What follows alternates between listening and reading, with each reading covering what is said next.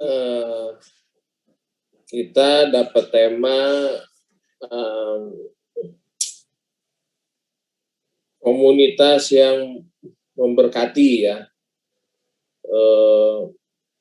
Dan saya rasa sih kalau kita bicara komunitas yang memberkati, maka orang, lingkungan, semua yang perlu untuk diberkati itu akan selalu ada di sekitar kita. Nah, saya kok tergerak untuk nggak mau terlalu banyak membahas tentang yang bagaimana cara memberkati atau yang lain semuanya seperti itu, karena itu secara natural kita pasti tahu lah, dan saya yakin komunitas ini bergerak bersama dengan Roh Kudus, pasti Roh Kudus taruh itu di dalam kita. Nah, hanya yuk kita perkuat lagi. Yang sering kali menjadi persoalan kan bukan kepada siapa kita harus memberkati, kemana kita harus memberkati, karena itu semua selalu ada di sekitar kita. Kita nggak harus terlalu repot atau susah mencari itu semuanya. Tapi meyakinkan diri kita bahwa kita melakukan hal yang benar, tidak salah, itu salah satu peperangan kita sih.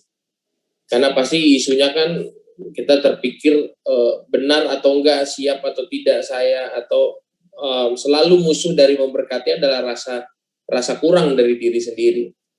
Seseorang itu nggak akan bisa jadi berkat sampai dia bisa menemukan rasa cukup dari dirinya sendiri.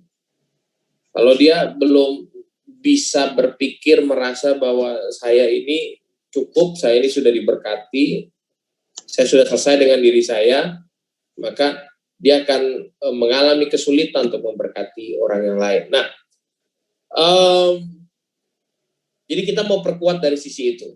Nah, kalau kita lihat ayat dalam Alkitab kita, itu Mazmur 37 ayat yang ke-4. Mazmur 37 ayat yang ke-4. Coba tulis ya.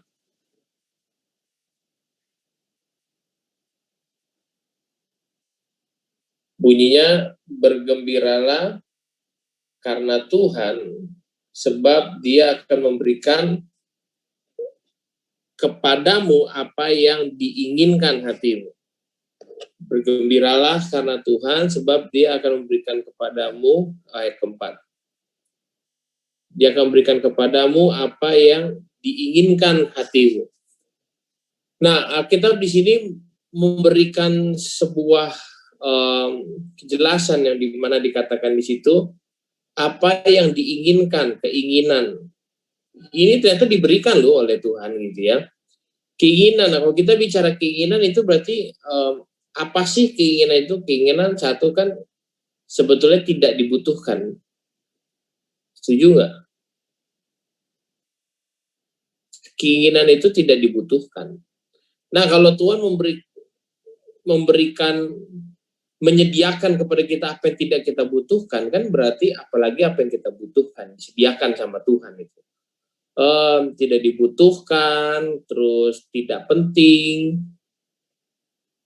Betul ya, kira-kira kalau keinginan bicara apa sih? Tidak penting, boleh ada, boleh tidak gitu kan ya. Boleh ada, boleh tidak. Tapi Alkitab bilang bahwa Tuhan itu memberikan apa yang diinginkan hatimu. Berarti apa yang kita nggak butuh, bahkan nggak penting, boleh ada, boleh enggak, tapi ketika itu ada di hatimu diinginkan, Tuhan berikan.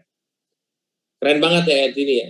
Tuhan memberikan apa yang diinginkan hatimu. Nah, tentunya ini kalau ditelan mentah-mentah kan ini akhirnya menjadi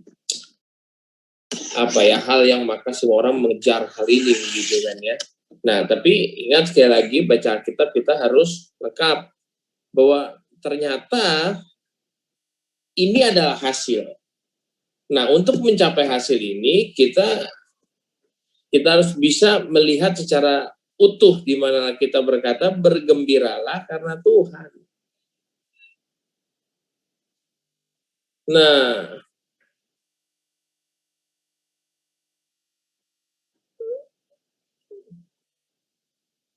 bergembira karena Tuhan.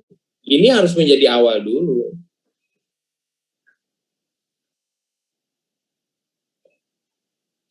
Bergembira karena Tuhan.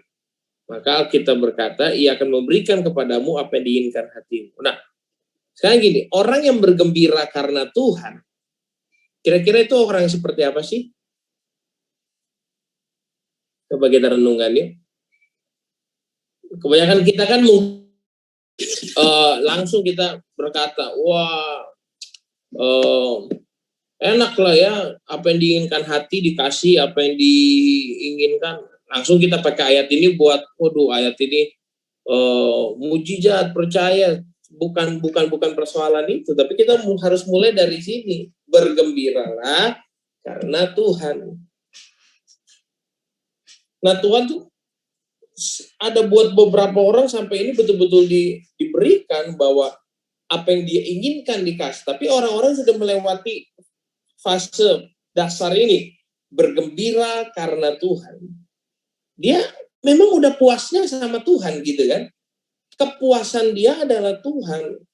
Dia udah bisa berkata cukup karena Tuhan. Dia udah bisa berkata nggak ada yang lebih daripada Tuhan. Nah, orang-orang memang hatinya udah tulen kayak begini nih.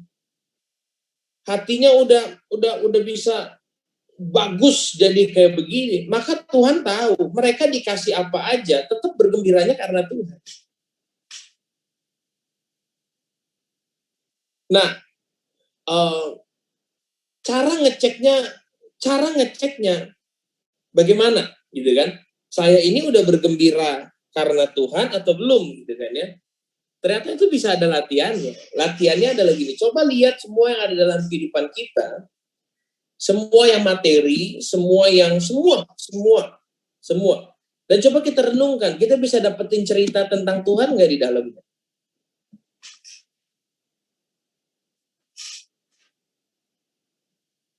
Nah itu kita harus latih. Bahwa sehingga sukacita kita, senangnya kita bukan dapat materinya, bukan dapat barangnya, bukan dapat bendanya, bukan dapat wah kita suka sama ini ya, tapi ada yang lebih mahal dari itu, yaitu sebuah kesaksian yang ada di dalamnya, sebuah kejadian-kejadian kita bisa bilang ini Tuhan, ini kalau bukan Tuhan nggak mungkin kayak begini. Nah itu mesti kita latih untuk tidak menganggap hal-hal di sekitar kita kebetulan atau biasa atau pas ya kebetulan ya, enggak, itu bukan kebetulan, tapi itu ada Tuhan yang bekerja di dalam situ sehingga kita bisa menikmati seluruh keberadaan hidup kita. Tuhan ini ada dan campur tangan. Nah kita perlu latih itu, waktu Anda lihat handphone Anda, ada cerita tentang Tuhan nggak di dalamnya? Atau hanya ya karena saya bisa beli, saya beli aja. Waktu kita lihat mobil kita, ada cerita tentang Tuhan nggak di dalamnya? Waktu kita lihat semua yang terjadi, ayo, yuk teman-teman semua, koko-koko, cici-cici semua, kita belajar untuk melatih diri, terus mengkoneksikan pikiran, hati kita, semua peristiwa kejadian dalam hidup kita, bahwa Tuhan bekerja dalam segala hal kita. Nah, latihan itu akan membuat kita akhirnya selalu selain satu terkoneksi sama Tuhan. Ya, kita mempercayai terkoneksi sama Tuhan bukannya rajin doa pagi ya. Rajin doa pagi itu bagus, sangat bagus, tapi lebih daripada itu terkoneksi dengan Tuhan. Jadi kita bisa melihat seluruh keberadaan hidup kita, Tuhan hadir di sana, ada karya Tuhan yang bekerja, itu loh terkoneksi dengan Tuhan. Contoh sederhana barusan tadi siang. Jadi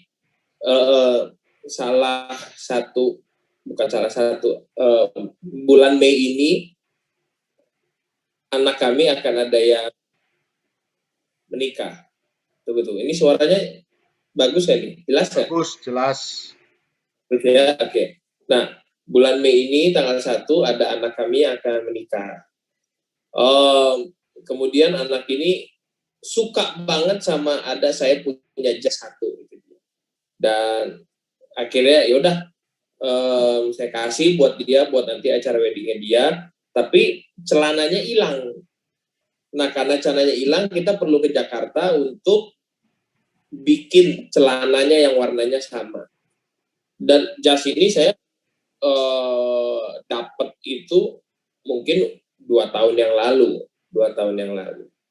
Kemudian kita dalam perjalanan kita cuman Tuhan tolong ini mau cari celana, dalam perjalanan semuanya biar Tuhan sertai. Begitu sampai di tokonya dan yang lain semuanya, begitu saya nanya, ini mau jas yang ini mau bikin celananya aja bisa nggak?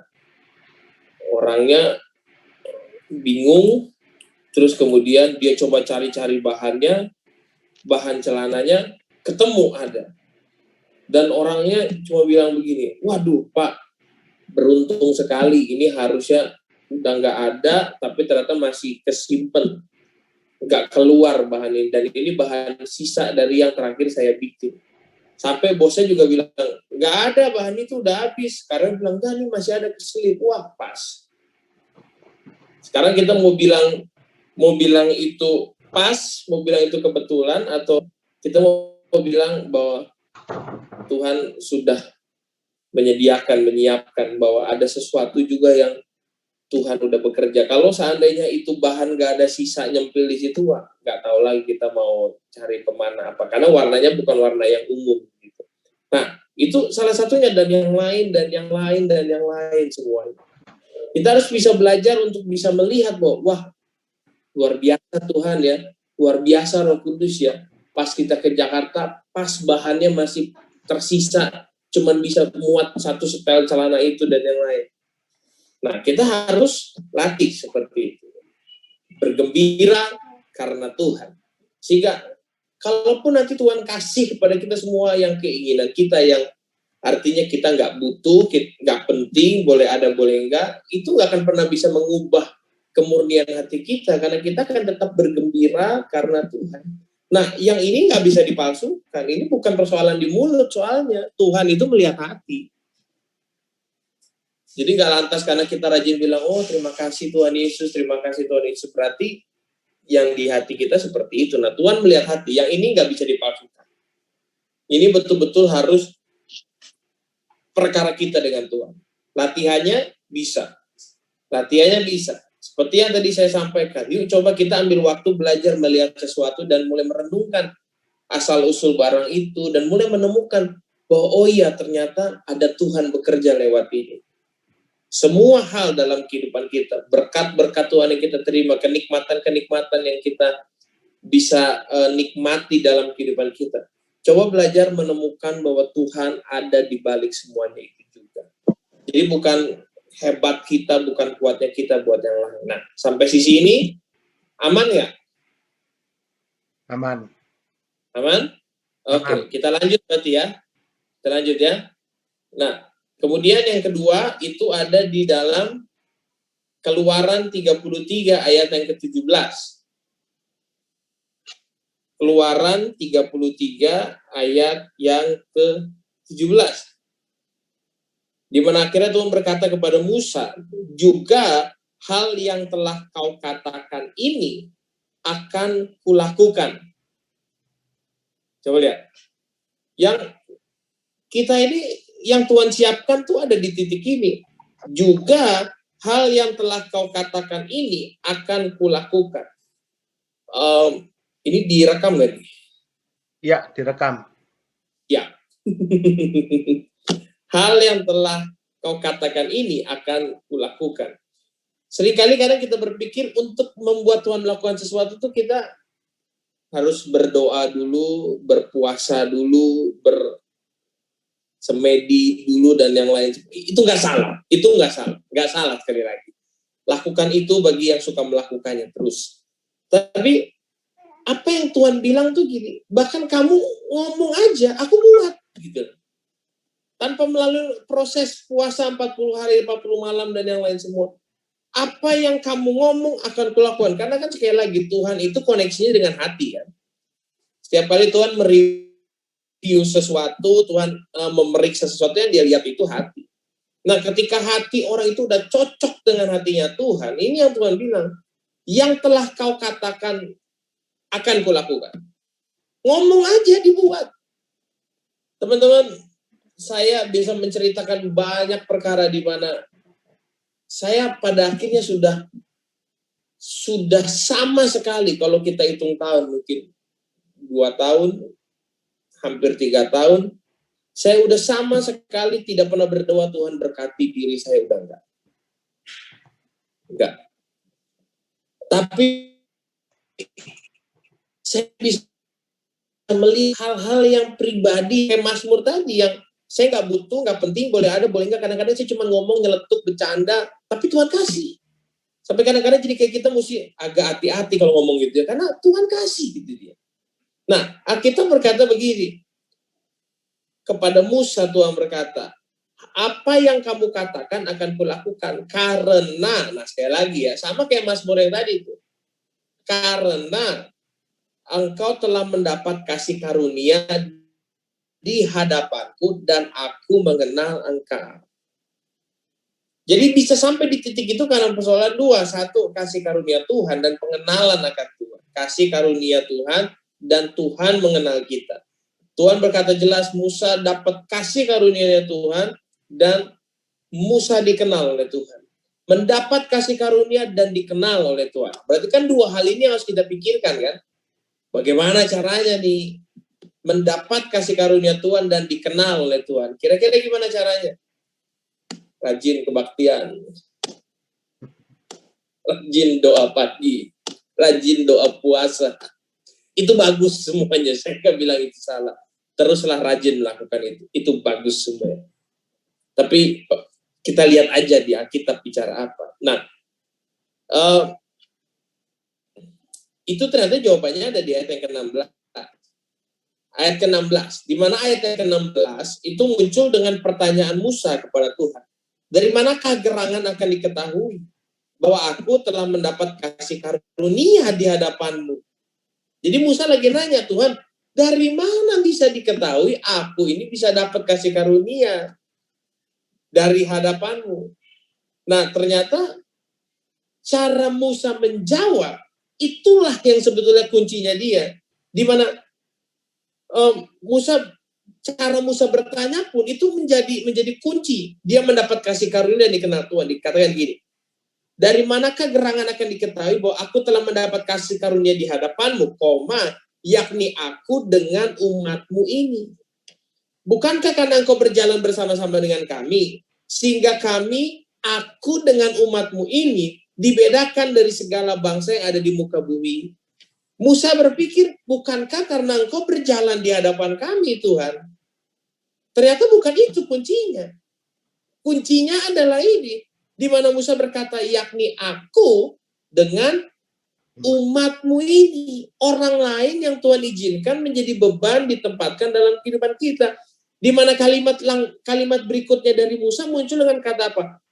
Bukankah karena engkau berjalan bersama-sama dengan kami, sehingga aku dengan umatmu ini, aku berubah menjadi kami. Nah,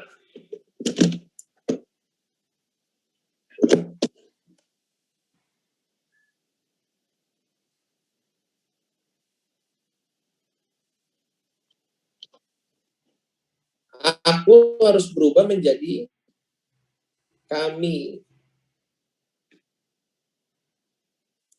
Selama orang yang masih aku, gak akan pernah bisa dapat kasih karunia oleh Tuhan.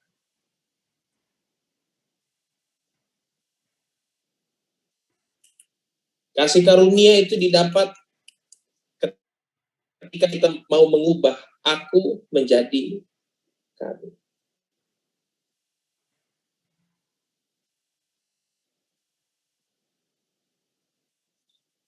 Ada orang rajin kebaktian, tapi perkaranya selalu aku.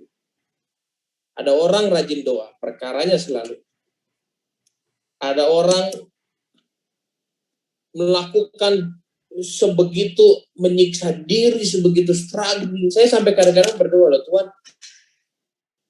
banyak loh Tuhan yang jauh lebih rajin dari saya, jauh lebih menderita dari saya, jauh lebih tersiksa, dan jauh lebih, kalau kita ibarat ukur dengan keagamawian ya, saya bisa bilang, Tuhan, apa yang mereka lakukan harusnya itu lebih menyenangkan Tuhan, karena mereka jauh lebih,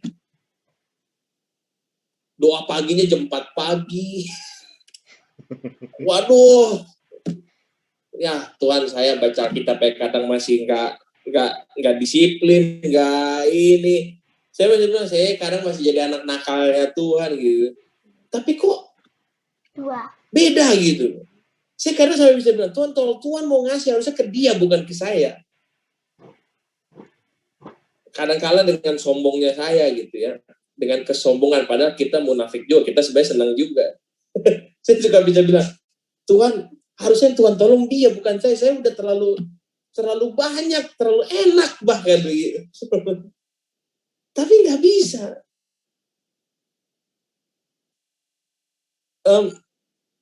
Kasih karunia itu, ingat jangan pernah menghakimi siapapun ya, setuju ya teman-teman ya, tapi ini kita belajar buat diri sendiri ya, kita lempar selalu buat ke dalam. Kita bisa lakukan semua, tanda kutip, siksa diri dengan semua ritual keagamawian, hanya memperlihatkan kepada orang lain bahwa kita lebih, entah lebih rohani atau lebih agamawi dan yang lain semua. Tapi kalau motivasinya masih selalu aku, gak ada kasih karunia di dalam.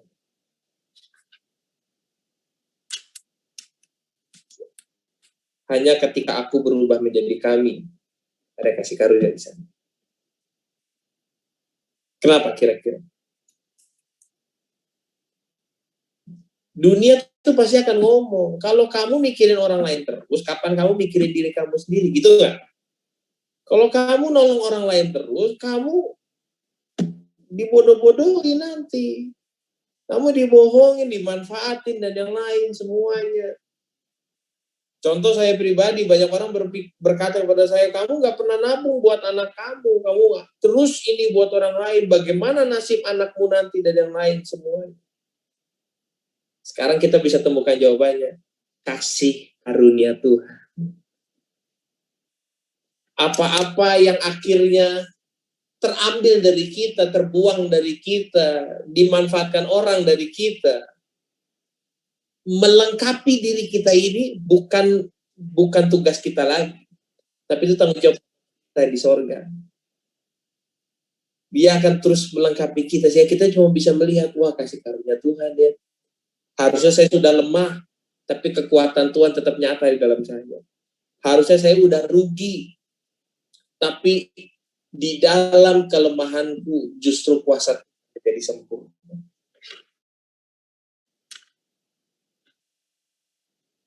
Jelas nggak suara saya? Ya, aman ya.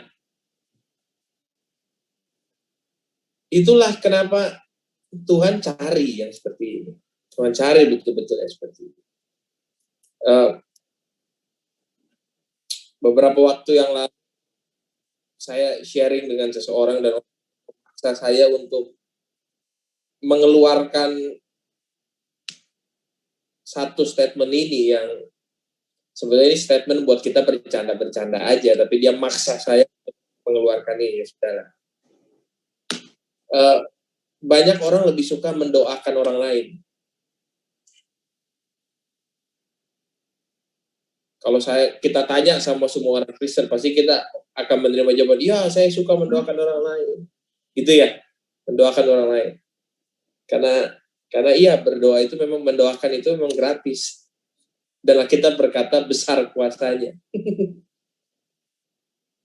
Makanya kita jadi lebih suka mendoakan orang lain. Sekali lagi, mendoakan itu nggak salah. Mendoakan itu memang gratis dan besar kuasanya, dan itu nggak salah. Tapi yuk kita bisa melakukan sesuatu yang lebih dari sekedar itu. Yakinlah.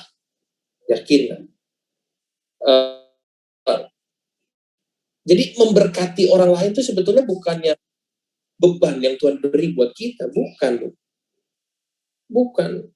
Tapi memberkati orang lain itu sebetulnya ada sebuah privilege sebuah keluar biasaan yang Tuhan sebetulnya mau kasih buat kita. Ketika kita bisa akhirnya sampai kepada hidup yang memberkati orang lain. Hari ini kita melihat 2 ayat Alkitab di mana Mazmur berkata, keinginan hatimu akan diisi oleh Tuhan. Bahkan tadi kita baca dalam Keluaran di mana dikatakan, apa yang kamu katakan, kamu nggak perlu bersusah payah untuk membuat Tuhan melakukan sesuatu. Ngomong aja, Tuhan buat. Berarti kita harus bisa melihat satu, apakah hati kita sudah bisa bergembira karena Tuhan? Apakah kita mendapat kasih karunia dari Tuhan? Apakah kita dikenal oleh Tuhan? Dalam kitab kasih kita tahu bahwa harus aku dengan orang lain berubah menjadi kami. Kepentingan yang kita mau bukan lagi kepentingan saya. Karena kalau buat saya, yang Mazmur tadi kan ngasih tahu, saya ini sudah sangat bergembira karena Tuhan. Saya menabur, menolong orang lain, memberkati orang lain, bukan karena saya menginginkan sesuatu sebagai gantinya untuk saya. Karena saya sudah sangat bergembira. Saya sudah sangat lebih daripada cukup. Oke, sampai sini aman semua? Aman? Satu ayat lagi ya. Masih boleh satu ayat lagi kok? Oke, ayatnya ada di Matius. Bisa bantu saya nggak? Ayat terkenal. Carilah, ketoklah, mintalah. Matius 7.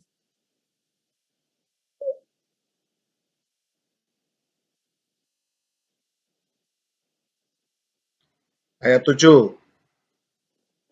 Ya, tunggu. Matius Kayaknya 7. Oh, Lukas 11.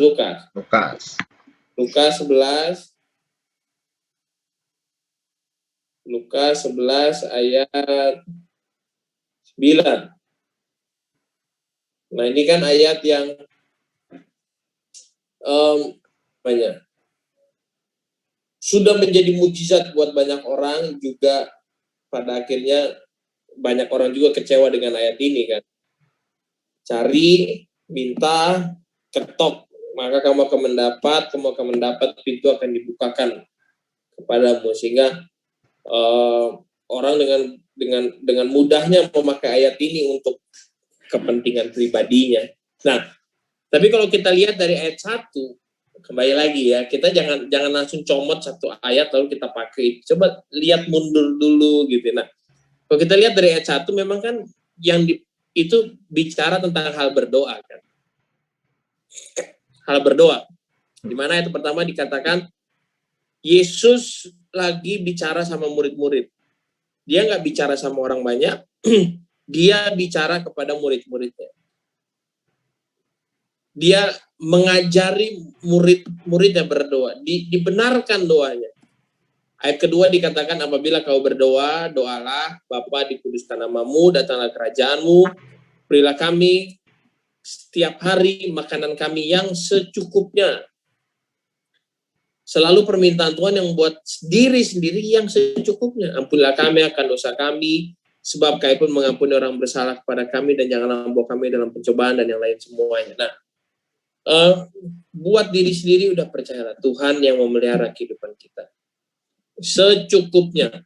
Maka itu saya sudah hampir pasti bisa berkata, saya sudah tidak lagi pernah berdoa Tuhan berkati saya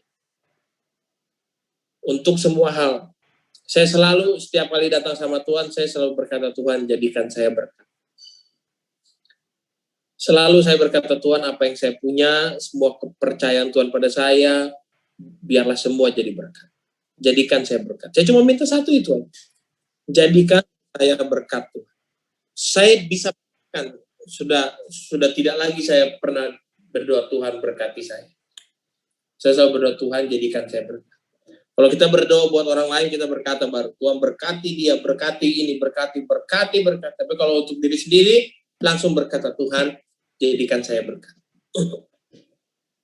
Uang saya, harta saya, pekerjaan saya, usaha saya, semua yang saya kerjakan, Yang penting satu, Tuhan, jadi berkat. Karena setiap kali kita mau jadi berkat, kita nggak usah pusing deh, artinya gini. Orang yang butuh diberkati itu banyak banget. Banyak banget. Yang susah, yang butuh ditolong, yang butuh didengerin curhatannya, yang butuh didoakan. Sangat banyak, dan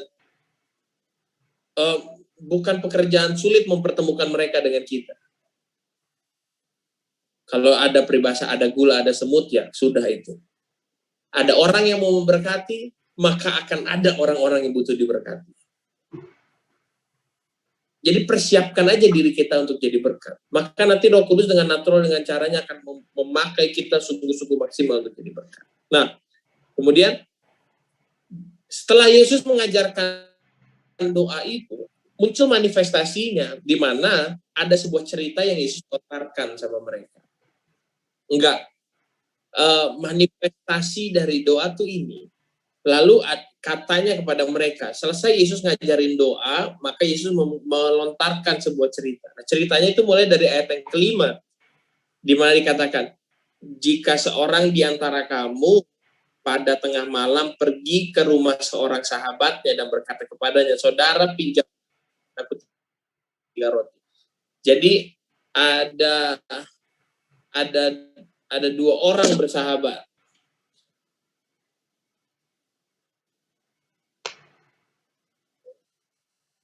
Oke, sebentar. Ada 2 orang bersahabat, si A dan si B. Nah, kita berkata pada tengah malam A datang kepada B tengah malam.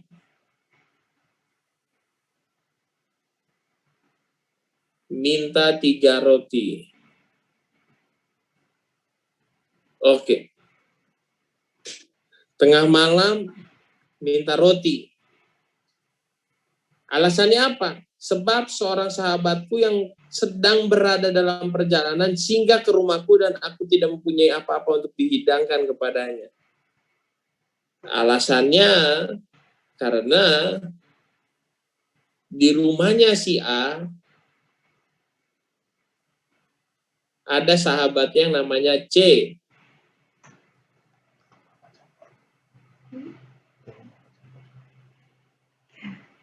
Dia datang, dia lapar, dan A tidak punya apa-apa.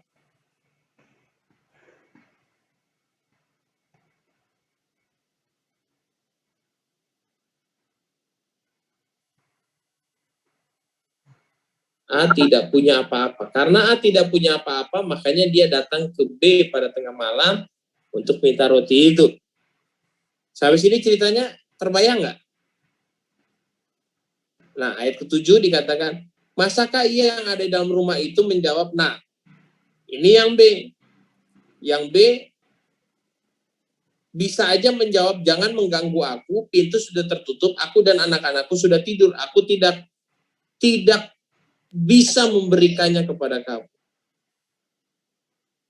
Nah, ayat ke-8 ini dikatakan gini, aku berkata kepadamu, sekalipun ia tidak mau bangun dan memberikannya kepadanya karena orang itu adalah sahabatnya. Jadi A dan B ini bersahabat. Ya, A dan B bersahabat.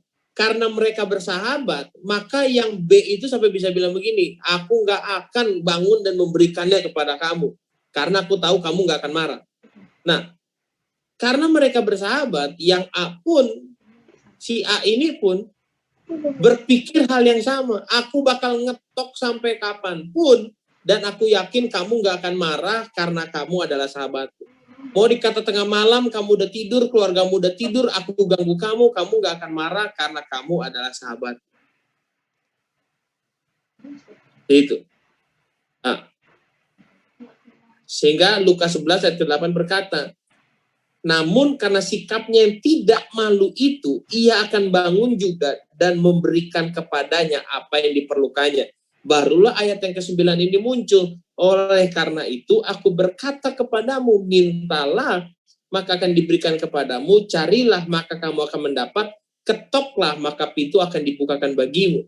Jadi kalau dari cerita ini, kalau kita lihat ayat Alkitab ini, maka firman yang dikatakan minta, cari, ketok, itu nggak pernah ditujukan untuk seseorang yang minta buat pribadinya sendiri.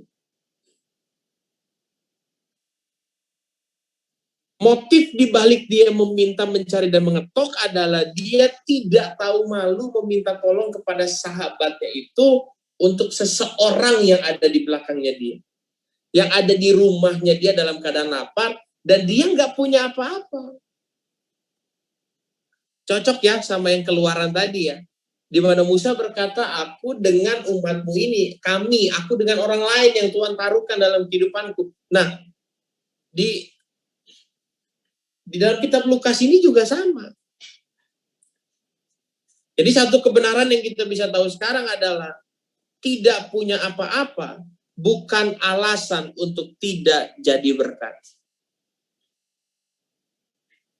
Karena ketika kamu tidak punya apa-apa, Tuhan bilang begini, minta sama aku, cari di aku, ketok aku akan berikan kepada kamu. Bahkan jangan pakai malu minta sama aku. Untuk siapa? Untuk orang lain. Untuk orang lain, jangan tahu malu sama Tuhan. Untuk orang lain, jangan pakai malu sama Tuhan. Minta sama Tuhan. Buat orang lain. Tapi buat diri sendiri, nah, pakai malu lah kalau itu. Bahkan Mazmur udah ngajarin kita, bergembiralah karena Tuhan. Jadi buat diri sendiri itu kayaknya, udah tuh aja. Saya sudah sangat bergembira karena Tuhan. Bahkan dikasih mobil bagus, dikasih semuanya yang lain pun tidak membuat saya lebih bergembira. Apa yang buat saya lebih bergembira adalah ketika Tuhan kasih itu, saya bisa tahu ada cerita tentang Tuhan di balik semuanya itu. Itu hanya membuat saya makin cinta sama Tuhan. Bukan membuat saya makin berbahagia. Bukan membuat saya makin bergembira. Enggak. Itu yang membuat saya makin mengasihi Tuhan lebih dari apapun. Saya buat hari ini, Tuhan Yesus berkati.